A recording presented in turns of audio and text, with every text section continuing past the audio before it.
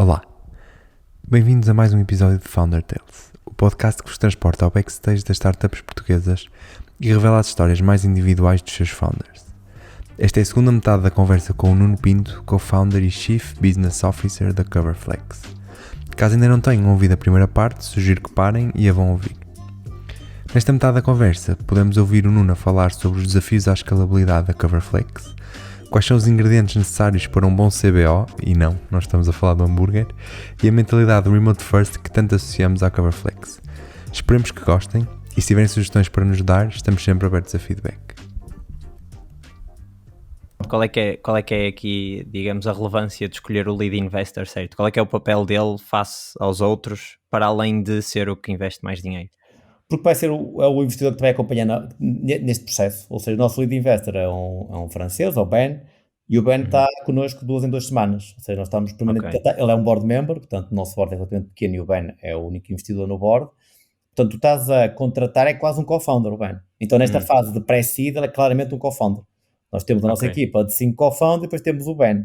E qualquer decisão grande que nós tenhamos que fazer, temos de estar alinhados com o lead investor. Com os outros investidores não é necessariamente assim. Portanto, tens de ter um lead investor, primeiro que tenha algum capital, para que numa série A, pelo menos idealmente, ele se mantenha como follower, para que ele tenha interesse em manter e para que ele tenha um investimento que seja relevante para o fundo dele. Portanto, é importante isso. É importante que tenha boas ligações, porque agora numa série A é muito importante que o teu lead investor seja quase o teu maior advocate perante os outros investidores. Portanto, também, e convém ter um investidor que seja um investidor que tu notes que te pode trazer valor também para a mesa, como aconselhamento. Portanto, tens de começar a lidar com isto tudo. E vais ter, provavelmente, investidores que te vão exigir muitas métricas muito rápido, são muito mais leoninos na maneira como vem investimento. E, portanto, o nosso quadro é quase balancear aqui uma série de requisitos e dizer, juntando tudo, este seria o nosso investidor certo. Era este o nosso investidor. Tínhamos mais um ou dois. E depois fechamos com a brigar, ficamos super contentes, portanto, tivemos muita sorte. Era mesmo este lead investor que nós queremos, é ele que nos vai ajudar pelo menos a chegar à série A e a fazer o handover a um investidor que seja de um top tier. E, portanto, isto demora tempo. E às vezes é um bocadinho... Claro. E às vezes acho que um bocadinho o empreendedor às vezes desvaloriza um bocado o papel dos investidores. Acha que com 3 ou 4 angels que lhe vão atender o telefone de vez em quando, que chega. Nós sentimos que precisamos de alguém com esta maturidade, como o Ben, com uma pessoa que nos ia ajudar, e pronto, porque ele claramente é um co-founder para nós. Nós não tomamos nenhuma decisão que seja crítica para a empresa, que seja importante, sem o ouvir a ele. Portanto, isso demora tempo. No nosso caso, demorou mesmo muito tempo. E achas que essa maturidade vem de vocês também já terem uma experiência maior? Ou seja, vocês requererem mais maturidade, vem de vocês próprios também já quererem mais maturidade e então não precisarem daquela validação por parte dos investidores e estão muito confiantes, como já têm essa experiência na validação que fizeram com os clientes. Ok. Um bocadinho, não quero parecer presunçoso, porque sim, nada disso, claro. não é nada disso, ou seja, nós gostamos muito de falar com os investidores, aprendemos imenso, ou seja, falar com estes investidores estão muito internacionais, alemães, franceses, ingleses, uma série deles. Agora, há alguns que tu sentes que não é este o the right guy para estar comigo nos próximos 2 anos, quase uma base semanal.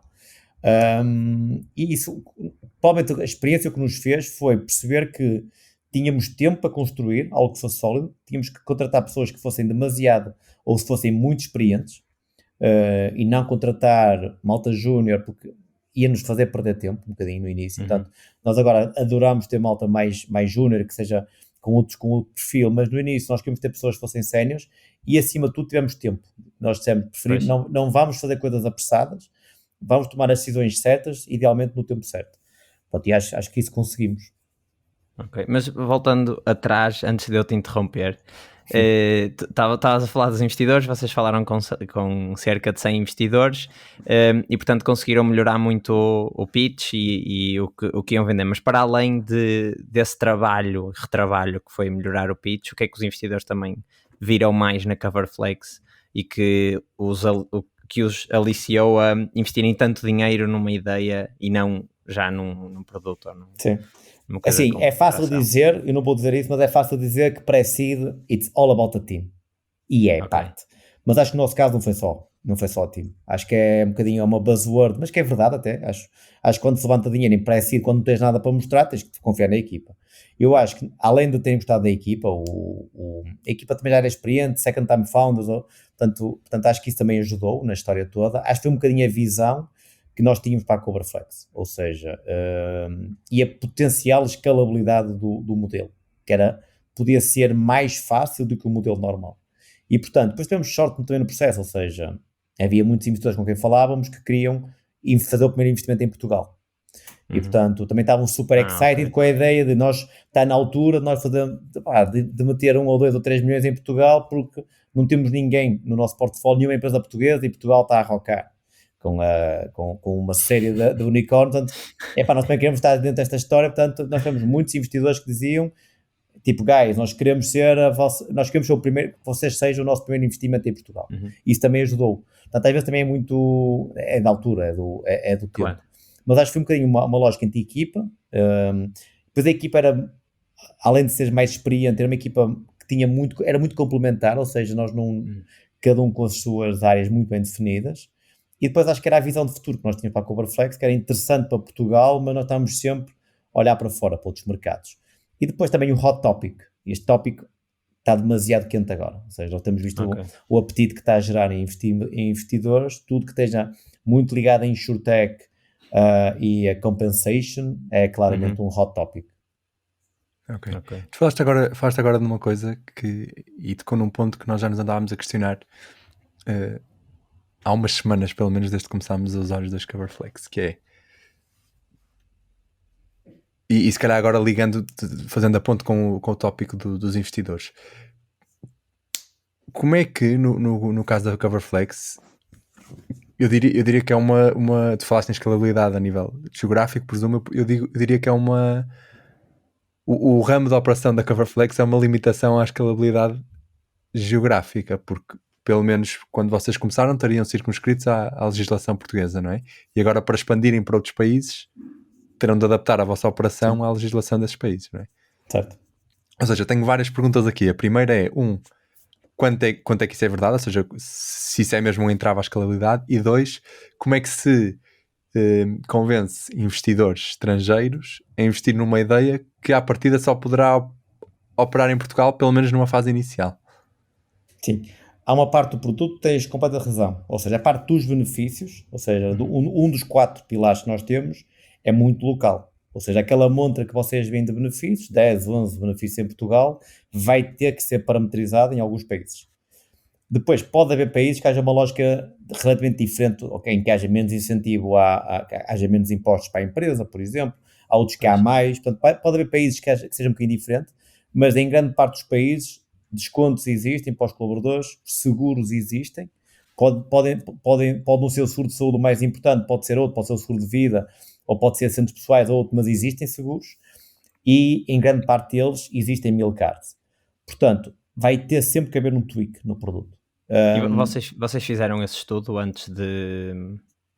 Portanto, naquela parte em que foram estudar outros países para ver se era compatível, ok? Sim. Porque no limite pode até nem dar para ver benefícios, no limite, claro que isto deve ser um outlier, mas... Benefícios quase sempre pode haver, agora há países em que não há qualquer benefício para a empresa, ou seja, a empresa poupa zero, e isso é desafiante. Como é que tu convences uma empresa a comprar um produto que para eles vai gerar zero de poupança? Portanto, o que vai acontecer é que tu vais ter países em que há uma lógica de muita poupança fiscal, em que a empresa e o colaborador sentem que o CoverFlex, o principal valor acrescentado numa fase, vai ser conseguir que eu tenha mais net do que se não tivesse CoverFlex. Vai haver outros países, e é aí que cada vez nos estamos a direcionar mais, que claramente não é o aspecto fiscal mais importante, nem nunca poderá ser. Há outros pontos. Portanto, há coisas que nós estamos agora a construir, e é um bocadinho a nossa evolução, tipo quase nós temos uma visão CoverFlex 1.0 e queremos evoluir para a 2.0. Que é quase fugir só do aspecto dos flexible benefits e dos fringes. É como é que nós conseguimos que a CoverFlex possa ser usada quase em qualquer país. Pode haver países que te vão dar vão ter mais impacto, um dos pilares, vai haver outros países que outro pilar vai ter mais força. Mas a CoverFlex como conceito, como quase, nós costumamos dizer que o que nós queremos mesmo construir é quase uma compensation middleware, e entre empresa e colaborador, esta compensation middleware vai sempre existir, vai ser sempre obrigatória, vai ser sempre necessária em qualquer país. Se um país, provavelmente a tua forma, o teu go-to-market vai ser mais fiscal, mais via CFOs, mais via uma lógica de mais net, ok, fine. Pode haver outros países que é muito mais employee engagement, é muito mais como é que o colaborador vai ganhar mais satisfação em ter cover flex. Portanto, este é um ponto que nós vamos ter que ir conquistando quase país a país. E é super engraçado nesses dois casos depois explorarem aquelas respostas que tiveram inicialmente, ou seja, em países onde o grande added value seja mais o bem-estar do colaborador, portanto se calhar aí fazer as vendas ao VP of People, não é? Enquanto Sim. que num país onde é mais finance. O benefício, exatamente. Sim, você há bocado falando de um ponto muito engraçado, que é um dos grandes desafios que nós temos no processo de venda é os stakeholders, nós temos que quase ter a validação. E, portanto, tu chegas a uma empresa com alguma dimensão, 100 pessoas, tu já tens de ter a validação do Head of People, do diretor de recursos humanos, que seja, que é quase sempre a nossa porta de entrada, porque é sempre alguém que está super preocupado com os colaboradores, quer sempre dar-lhes mais, quer sempre aumentar a satisfação dele, portanto, costuma ser a porta de entrada mais fácil em Portugal, mas depois ele vai ter que ganhar um bocadinho a força do CFO, porque ao fim do dia é ele que paga, é ele que vai dizer, ok, eu valido. Vais ter que ter a parte do legal e dizer, ok, eu estou ok com a parte legal e com o risco fiscal que existe ou não. Portanto, ok, eu dou o meu buy-in e muitas vezes vais ter que ir ao contabilista, muitas vezes é externo em Portugal ou ao ROC, em alguns casos. E isto é engraçado, ou seja, o nosso produto é demasiado complexo e toca no core das pessoas, que é a sua compensação. E, portanto, isto é uma dificuldade para nós no processo de venda, que com o tempo nós temos visto que cada vez está melhor, felizmente, porque as pessoas já começam a conhecer-nos, já começa a ser mais comum cover flex, já uma autoridade maior para nós, mas no início era super desafiante, conseguir conquistar, pôr estes stakeholders todos a dar o seu ok e a querer implementar cover flex. Podes dizer quantos clientes é que vocês têm, mais ou menos, neste momento? Sim, nós estamos quase a chegar às 2.000 empresas, vamos chegar agora, se os quiser agora aqui em Abril, acho que estamos muito perto de chegar às 2.000 empresas, e temos cerca de 27, 28 mil colaboradores a usar cover. Já é uma dimensão considerável. Sim, já. Falaste na visão ser middleware de compensation, mas isso é a visão a longo prazo da Coverflex, ou vai virar para fintech e tentarem gerir toda a remuneração dos não sei se quer ser possível, mas está nos planos, ou continuarem só nos benefits e expandirem tanto geograficamente como o número de benefícios que podem encaixar? Eu diria que há duas coisas que nós queremos claramente fazer no futuro, e não vai ser um futuro a longo prazo. Eu diria que a nossa visão é claramente ser o owner da compensação, ser quase o compensation OS para a empresa, o operative system para a empresa. Tudo toca com compensação é feito através da Coverflex, mas depois uma das nossas, e é aí que vamos dar muito ênfase agora, é o colaborador. Ou seja, mais do que a empresa, isto é um bocadinho tático da nossa parte, ou seja, porque basicamente é a empresa que compra. Portanto, nós tínhamos que, quer queiramos, quer não, no início tínhamos que agradar aos company managers, aos decisores do lado da empresa. Algo que nós claramente queremos melhorar é a forma como o colaborador interage com a Coverflex, interage com a sua compensação. E o objetivo será sempre ficar não apenas com os 20% a 30% do pacote compensatório, que é o que acontece agora. Se vocês pensarem, um pacote compensatório tem salário base, depois tem verbas variáveis, cartão de refeição, seguro de saúde e pode ter uns descontos. Nós basicamente ficamos 20% a 30% disto, porque a grande parte ainda é o salário. É onde para nós que vamos querer ir, obviamente. Mas para fazeres isso, tu vais ter que ser esta camada entre a empresa e o colaborador. Portanto, vais ter que entregar, e vais ter que entregar cada vez mais valor ao colaborador, para que ele sinta que eu quero receber via Coverflex. Senão ele ao fim do dia não tem grande incentivo. Portanto, e essas duas coisas vão andar aqui muito lado a lado, na nossa visão. Ok. E porquê que decidiram começar em Portugal? Foi por causa daquela questão dos investidores, ou foi ao contrário? Portanto, vocês já queriam começar em Portugal e isso foi um requisito para quando estavam a procurar os investidores? É que Portugal não, neste caso, não sei se, por acaso, se calhar o nosso sistema fiscal é muito interessante para este tipo de benefícios, mas não será o maior mercado para explodirem e levantarem uma ronda de pre-seed de 5 milhões. Não, é verdade, sim, mas não, a visão foi sempre começar em Portugal, ou seja, isto foi sempre quase um common sense para nós. Vamos começar em Portugal, vamos testar a tecnologia, vamos ter os primeiros early adopters, vamos tentar ter as primeiras, sei lá, 2, 3, 4 mil empresas e depois bora lá ir para outros mercados. Portanto, isso é sempre a nossa visão. Faz-nos sentido, é um mercado que melhor conhecemos, ainda por cima, como tu disseste, é verdade, ou seja, é um mercado ainda por cima muito, muito difícil, ou seja, é muito legal. Sim. Poucos mercados há na Europa e no resto do mundo que sejam tão legais como o nosso, tão legal, tão duros. Portanto, eu acho que nós, fazendo o que fizemos em Portugal, acho que vai ser difícil ter uma componente ainda mais difícil do que em Portugal. Mas para nós foi sempre garantido que o primeiro mercado seria Portugal, ou seja, seria quase a nossa sandbox, seria sempre Portugal. Okay. Pois, e nisso que estás a dizer de ser um mercado extremamente legal e difícil nesse aspecto, realmente, se cá até vos facilita uma próxima ronda, não é? Porque sim, se conseguiram aqui, à partida conseguiram noutro sítio qualquer, não é? Sim.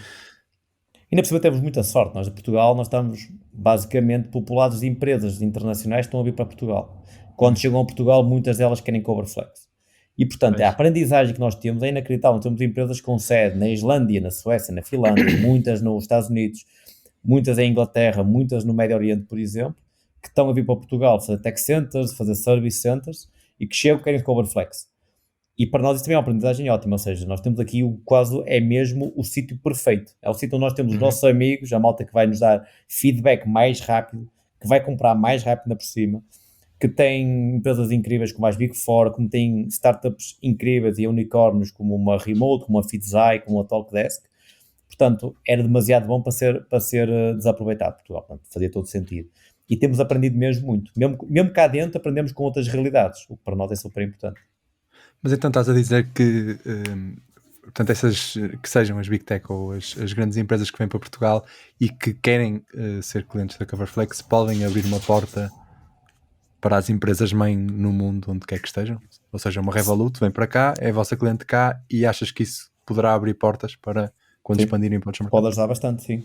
Nós temos algumas empresas que estão um bocadinho à espera que nós abramos noutros mercados, operações para... Nós agora estamos a entrar no mercado italiano e temos algumas empresas que são nossas clientes e têm exposição em Itália, portanto estão um bocadinho à espera que nós estejamos live em Itália para começarem a usar a CoverFlex. Qual é que foi o maior entrave a expandirem para a Itália? Suponho que tenha sido a questão legal, mas pode não ter sido, não sei.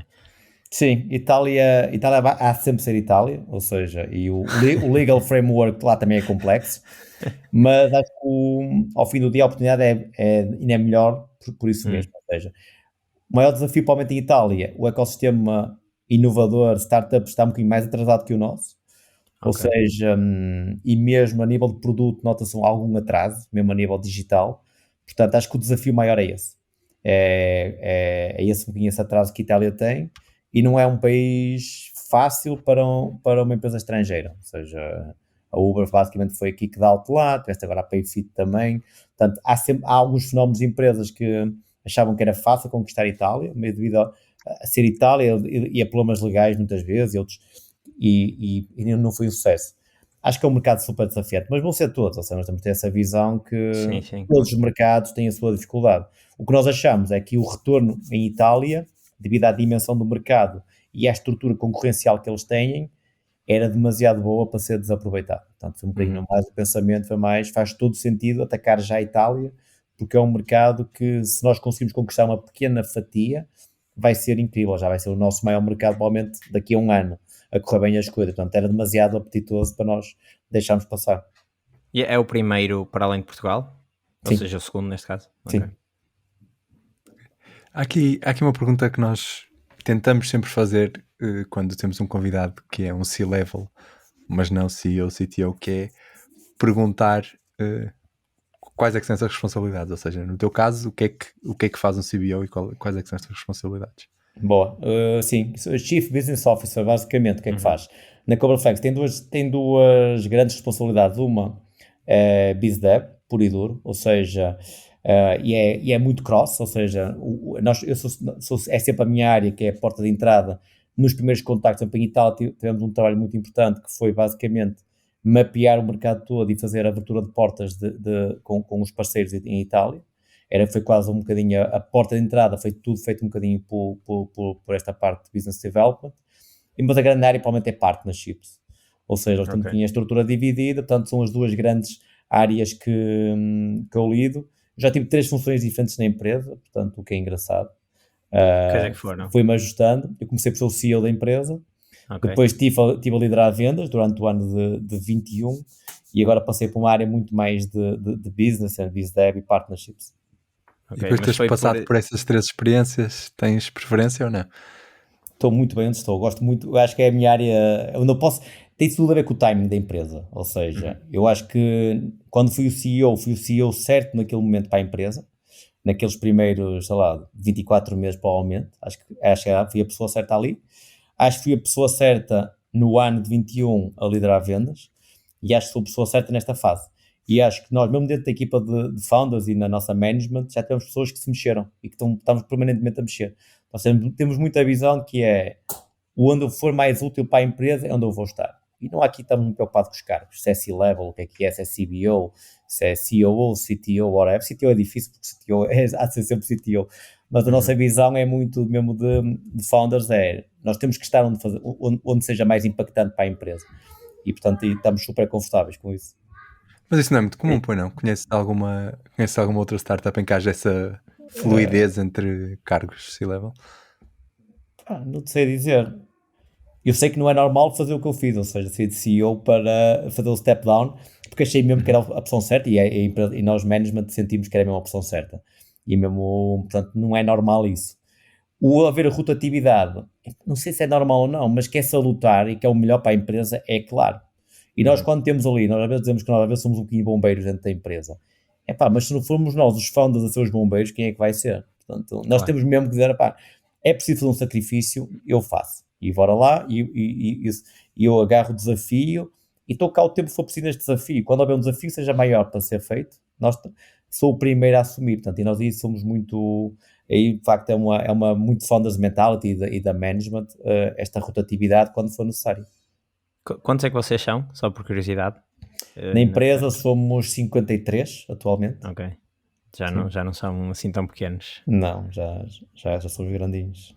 Exato. Vocês, agora por falar nos colaboradores, do que nós temos visto, vocês orgulham-se bastante de ser uma empresa 100% remote. Sim. Quando pensaram em criar a Coverflex e, portanto, nessa altura em que vocês ainda estavam na ideação, ainda era pré-pandémico, já tinham esta ideia de 100% remote, ou pelo menos uma parte remote híbrida na cabeça, ou foi exatamente a pandemia que pôs o primeiro, que vos deu esta ideia de, ok, vamos ser 100% remote e vamos nos orgulhar disto? Eu acho que nós, secretamente, todos nós tínhamos a expectativa de criar algo que fosse, se não fosse remote 100%, ser semi-remote. Agradava-nos a ideia, nos founders, mas foi claramente, nós fomos atropelados pela pandemia.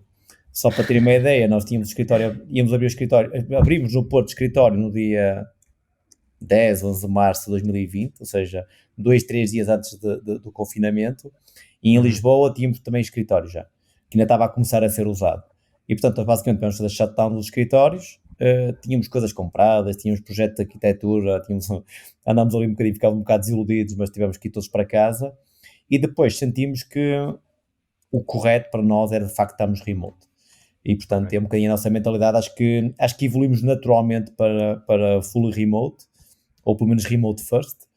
Agora, nós somos os primeiros na management a dar ferramentas para que quem não quiser estar 100% remote possa trabalhar num cowork, possa estar com o resto da equipa e deixarmos que seja tudo muito orgânico. Nós não impomos regras.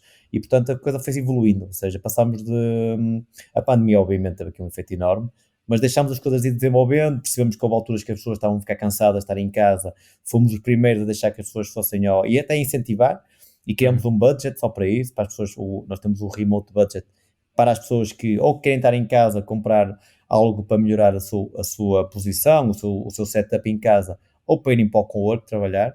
Isto tudo com Flex Benefits? Por acaso ainda não. Nós estamos a criar nós estamos a criar uma feature agora exatamente para gerir isto, que é os budgets, que é a parte de um flexible benefit. Isto é uma boa discussão. Nós estamos a criar exatamente a ferramenta que permita, nós precisamos disto mesmo dentro de casa, que era um grande desafio, gerir budgets. Portanto, nós vamos permitir gerir budgets muito brevemente na Coverflex, de uma forma super simples. Sim. Mas, por exemplo, gerir um budget um departamento, ou seja, de género, uma empresa tem um departamento de recursos humanos que organiza atividades para os colaboradores gerirem o budget, ou seja, poderem gerir o budget dessa parte e, portanto, aqui mais ao nível da empresa, ou as empresas darem budgets aos colaboradores para gastar neste tipo de... A segunda. Okay, ou seja, a empresa, para teres uma ideia, nós temos 3 budgets diferentes na Cobra Flex: onboarding, remote e o learning and development. Okay. São coisas diferentes, têm missões diferentes, valores diferentes, formas de gasto diferentes. O nosso desafio é, as pessoas no primeiro ano não gastavam, literalmente, só gastavam o remote budget, quem trabalhava em cowork. Portanto, o nosso desafio foi, como é que nós criamos uma solução que nos permita a nós pôr o resto da equipa a gastar mais e a saber quanto é que falta gastar, a ser muito fácil. E é um bocadinho que vamos criar, ou seja, a empresa parametriza o budget quase que quiser, faz o setup das regras e a partir daí a pessoa, diretamente na aplicação, consegue gerir muito facilmente o budget. Ok. E sendo 100% remote, acho que vem outro desafio, que é, como é que vocês, e ainda por cima agora expandindo para fora, como é que vocês conseguem tornar-se atrativos para malta que não é portuguesa trabalhar na Coverflex? Porque normalmente o que acontece é ao contrário, ou seja, é malta que trabalha em remote noutros sítios e vem para Portugal aproveitar aqui o sol e as praias. Certo. Como é que se faz ao contrário? Como é que se trabalha, como é que vem alguém do centro da Europa trabalhar remote para uma empresa portuguesa? Epá, é super desafiante, isso não há dúvida, acho que é super desafiante. Acho que a única coisa que tu podes fazer é a missão, ou seja, é cativar as pessoas, não pelos salários, não pelo sol, porque de facto também no remote trabalho em qualquer lado do mundo, é tu conseguires captar as pessoas, cativá-las pela missão do que estás a fazer, e acima de tudo pelas pessoas com quem as pessoas vão trabalhar. Ou seja, e nós temos tido felizmente essa felicidade, por exemplo na equipa tech nós sentimos muito isso,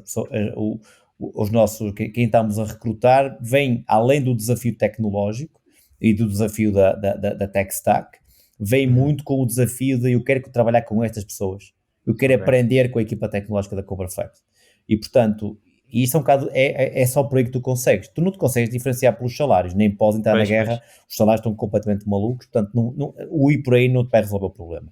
Eu acho que a única coisa que podes fazer é melhorar um bocado melhorar cada vez mais a equipa, contratar pessoas que sejam com quem tu queiras trabalhar e que sejam ímãs para as outras e é ter uma missão que seja apaixonante. Portanto, eu acho que a nossa missão é gira, ou seja, pode não ser a missão melhor do mundo, eu acho que há missões também incríveis, muitas vezes até em caráter social e outras, mas acho que a nossa missão que estamos a fazer é giro, estamos a pegar num dos maiores problemas das empresas que é a compensação e estamos a tentar arranjá-la. Portanto, e é isto que nos tem ajudado na captação de talento. Mas vocês então, e voltando aqui um bocadinho atrás, não têm um escritório oficial, entre aspas, da Coverflex? Não. É ad hoc, vão gerindo conforme... ok. E têm malta de todo o país? De todo o país, sim. Eu estou em Braga, por exemplo, temos malta em Coimbra, Porto, Lisboa, Alentejo, temos também pessoas em Espanha, temos pessoas em Inglaterra, pessoas na Holanda, pessoas no Brasil, portanto estamos bastante dispersos. O nosso objetivo é, pelo menos uma vez por quarter, trazer toda a gente ao mesmo local e temos um retreat, 2-3 dias, estamos todos juntos, é a forma de compensar um bocado a ausência e pronto, esse é o que nós estamos agora a fazer, é contratar um bocadinho nestas time zones, não ir muito para nem para leste nem para oeste, está aqui um bocado balizado nestas time zones e estamos a contratar em muitos sítios diferentes agora. Mas e na prática sentes... Força, bem. Se era follow-up, tens... Era follow-up, sim. Mas, por exemplo, comparado à experiência que tens pré-pandemia, sentes que o facto de estarem 100% remote e só se verem uma vez por quarter, né? Por ano? Quarter. Uma vez por quarter, sentes que traz alguma desvantagem? Porque as vantagens, pronto, acho que as pessoas vão vendo, não é? Mas desvantagem, se calhar, a malta mais da borda é que consegue perceber e malta que tem experiência prévia. Assim, é incomparável comparar remote com office. Nunca é impossível. Ou seja, a nível de cultura, as pessoas vão estar muito mais próximas estando num escritório do que estando todas, cada uma em sua casa. E não há qualquer dúvida. Agora, o que nós sentimos é que as pessoas têm uma ligação muito forte entre elas. Se o que nós estamos a fazer na Coverflex é correto, eu acho que sim. Não sei dizer é como. Provavelmente temos que dar os parabéns ao nosso Head of People, ao João, porque as pessoas gostam muito de trabalhar entre elas e elas de facto só estão juntas uma vez por quarter. tirando as pessoas que estão mais recorrentemente no cowork. Que é desafiante, há de ser sempre desafiante, porque estamos a comparar coisas que são completamente incomparáveis. Agora, o nosso desafio é como é que tu vais aproximando as pessoas. Vai tentar ter all hands mais recorrentes, que sejam meaningful para as pessoas, não fazer por fazer, não ser um bloco no calendário e estamos todos juntos, não, é tentar fazer daqueles momentos especiais, é tentar fomentar o espírito de grupo também, ter algumas iniciativas, um bocadinho donations que lançámos agora, foi incrível, a equipa juntou-se e fizeram uma feature que demoraria, foi muito rápido, demoraria provavelmente um mês a fazer, fez em meio de dias, foi um trabalho mesmo colaborativo da equipa, foi incrível. Portanto, acho que nós temos que ir encontrando aqui pequenos gifts e que sejam para que as pessoas sintam que estão muito próximas umas das outras. E eu acho que está a acontecer até agora e, portanto, só espero é que se mantenha, porque de facto não é fácil. Ok. Pois, mas isso de certa forma até é engraçado e se calhar devia ser uma perspectiva super engraçada ter a perspectiva do tal VP of People ou Head of People, não sei qual é o nome do cargo, sobre o quão difícil se torna construir uma cultura à volta disto, não é? Sim, é verdade. Sim, não é fácil, mas temos que fazer desta forma. Agora, se me perguntares se nós achamos que tivemos um impacto positivo a nível de remote, tivemos imensos impactos positivos. E se tentarmos ser pragmáticos, o maior impacto foi em vendas. O facto de teres uma equipa de vendas super focada e conseguir ter, em alguns casos, nós chegamos a ter 8 a 10 reuniões dia, tu só consegues fazer isto, provavelmente se tiveres remote. E, portanto, isso obriga a uma organização muito grande, obriga aqui a uma cultura mesmo. Portanto, há coisas positivas. Agora, nós temos aqui tentado minorar os aspectos que há, que obviamente na vida há sempre prós e contras, de estarmos remote todos. Ok. Vou fazer aqui uma pergunta um bocadinho descontextualizada antes de passarmos para a última pergunta, mas foi uma coisa que me ocorreu e entretanto lembrei-me. Dos stakeholders todos que vocês lidam, portanto bancos, seguradoras, etc., qual é que é o mais complicado de gerir? E qual é que é o mais complicado de comprar a parceria, entre aspas? Diria-te os contabilistas, provavelmente. Tudo que seja toques e rogos, por vezes é desafiante. Ou seja, as seguradoras gostam muito da CoverFlex, nós temos uma experiência digital, eu acho que gostam bastante. A parte financeira também, ou seja, aí estamos relativamente tranquilos. Eu acho que é a parte mais contabilística, porque nós de facto estamos a trazer uma coisa nova, uma maneira diferente de fazer as coisas, e às vezes é preciso ter aqui um bocadinho de poder de sedução perante esta área que muitas vezes é tradicional e que gosta de soluções que já se fazem há muitos anos, e quando traz alguém uma disrupção é sempre desafiante. Eu acho que diria provavelmente que é esse provavelmente o stakeholder que ainda nos falta conquistar claramente, é contabilistas e revisores de ofertas de contas. Ok. Então acho que podemos passar para a última pergunta e, como já é tradição, gostamos de fechar perguntando-te qual é que é um conselho que tu gostavas que tivesse sido dado quando começaste a tua jornada no empreendedorismo como founder, mas que não foi. Boa. Provavelmente nunca aprendi só a meio. E que eu digo muitas vezes, que é your network, it's your net worth. Ou seja, o valor que tu tens vem da tua rede. Isto é realmente importante. E eu acho que na CoverFlex percebi realmente o poder da frase, de que a tua network é realmente o teu valor, o teu net worth. Provavelmente eu gostaria de ter aprendido isso mais cedo.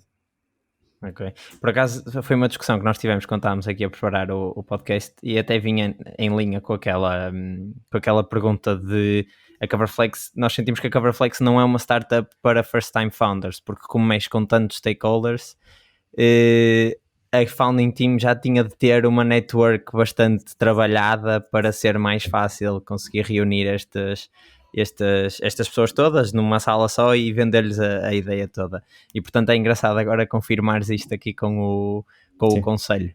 Sim, interiorizar que é mesmo realmente importante. Ou seja, e são pequenas coisas que tu vês. Eu falava com o investidor, tentava fazer religação com o investidor e mesmo que ele te dissesse, Nuno, pá, adorei, mas não quero investir, por razões A, B e C, eu dizia sempre, ok, então apresenta-me alguém.